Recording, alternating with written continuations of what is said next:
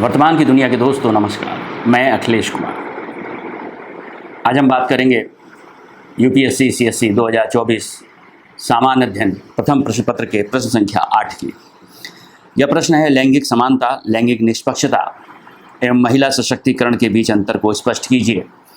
कार्यक्रम की परिकल्पना और कार्यान्वयन में लैंगिक सरोकारों को ध्यान में रखना क्यों महत्वपूर्ण है। जाहिर सी बात है, आपको इसमें लैंगिक समानता, लैंगिक निष्पक्षता और महिला सशक्तिकरण इन तीनों को परिभाषित करना है और आपकी परिभाषा ऐसी होनी चाहिए कि जो इनके अंतरों को भी स्पष्ट करती हो, क्योंकि आपके पास 150 शब्दों में ही इन प्रश्नों को लिखना है और इसलिए आपके लिए इनको व्यापक रूप से परिभाषित करना, इनके बीच में अंतर स्थापित करना काफ़ी मुश्किल होगा। इसलिए हमेशा दिमाग में रखिए कि जब इस तरह के छोटे छोटे प्रश्नों में कई तरह की परिभाषाएं लिखनी हो तो उन परिभाषाओं को ऐसे लिखना चाहिए जिससे कि उनके बीच के आपसी अंतर भी स्पष्ट हो जाएं। जैसे इस प्रश्न में ही जब लैंगिक समानता, लैंगिक निष्पक्षता और महिला सशक्तिकरण के बारे में बात हो रही है तो जाहिर सी बात है कि यह तीनों के तीनों महिलाओं से संबंधित हैं। जहाँ वहीं इसीलिए उसी संदर्भ में ही लैंगिक समानता, लैंगिक निष्पक्षता और महिला सशक्तिकरण की बात आती है, क्योंकि पितृसत्तात्मक समाज में जो लैंगिक आग्रह या पूर्वाग्रह हैं वह स्त्री के नज़र से ही देखे जाते हैं और ऐसे में ये जो शब्द हैं वास्तव में ये स्त्री के मानवीय सरोकारों और अधिकारों से संबंधित है। आपने इस तरह से अपनी शुरुआत की और इसके साथ साथ यह भी बता दिया आपने, चूँकि यह प्रश्न पूछ रहा है कि कार्यक्रम की परिकल्पना और कार्यान्वयन में लैंगिक सरोकारों को ध्यान में रखना क्यों महत्वपूर्ण है, यानी यह व्यवस्थागत प्रश्न है और इसलिए आप इसमें एक लाइन और जोड़ सकते हैं कि दरअसल यह कल्याणकारी व्यवस्था की प्रासंगिकता का प्रतीक है।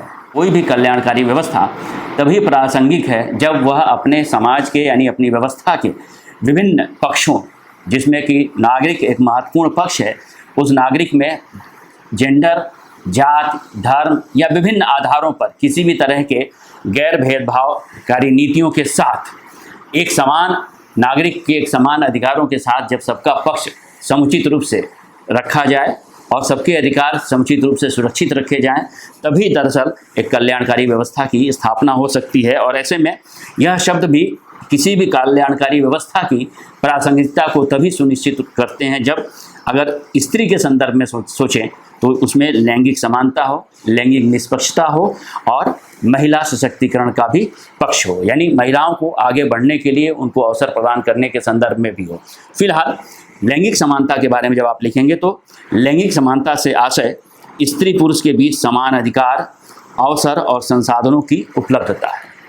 अधिकार, अवसर और संसाधनों की उपलब्धता यही दरअसल लैंगिक समानता को स्पष्ट करते हैं।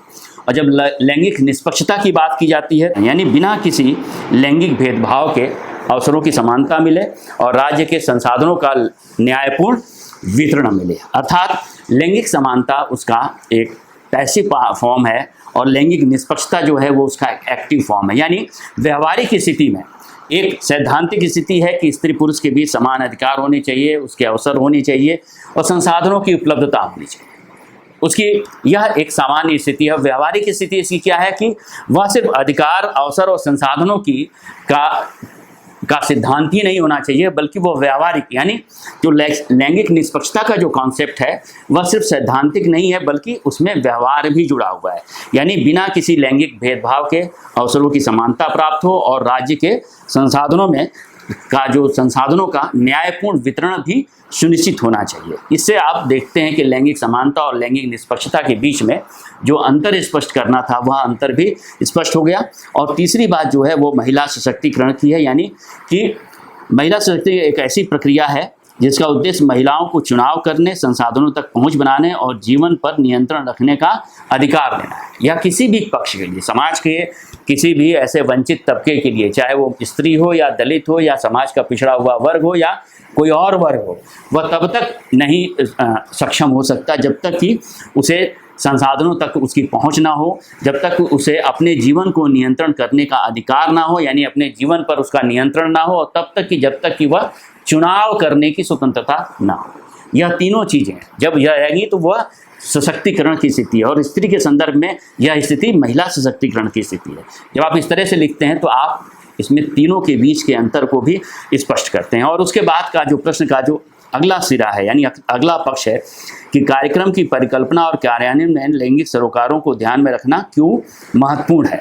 और इस संदर्भ में फिर आप अपनी अगली बात लिख सकते हैं कि प्रत्यक्ष लैंगिक सरोकारों की अनदेखी सामाजिक असमानताओं को कायम करती है, जिसका प्रत्यक्ष नुकसान समाज के वर्चस्वशाली वर्ग को भी होता है। यानी हर समाज, चाहे कोई भी वर्ग हो समाज का, उसमें महिलाओं की अपनी एक स्थिति होती है, घर परिवार से लेकर समाज से लेकर विभिन्न तरह के कार्यों में। अगर महिलाओं का योगदान पूरी व्यवस्था में नहीं है बराबरी के साथ, तो निश्चित रूप से वो कोई भी वर्ग हो समाज का, चाहे वह वर्चस्वशाली वर्ग हो या वंचित समाज का वर्ग हो, उन सभी वर्गों को इसका नुकसान उठाना पड़ता है। यह परिवार, समाज और व्यापक रूप से देश के विकास में बाधा बनता है। यानी अगर आधी आबादी की भूमिका तय नहीं होती है, उसका संसाधनों में उसकी हिस्सेदारी से तय नहीं होती है, देश के राज्य के संसाधनों में अगर उसे बराबरी का दर्जा नहीं प्राप्त होता है, तो कुल मिलाकर यह व्यापक रूप से देश के विकास में बाधा है। इसलिए न्यायपूर्ण, सर्वसमावेशी, लोक कल्याणकारी व्यवस्था की स्थापना के लिए जरूरी है कि उसके कार्यक्रमों की परिकल्पना और कार्यान्वयन में लैंगिक सरोकारों का भी ध्यान रखा जाए। इस तरह से आप इस प्रश्न को अपने स्थापित करेंगे और लिखेंगे। धन्यवाद। अगर वर्तमान की यह पहल आपको पसंद आई हो तो हमारे वीडियो को लाइक करें और चैनल को सब्सक्राइब करें। शुक्रिया।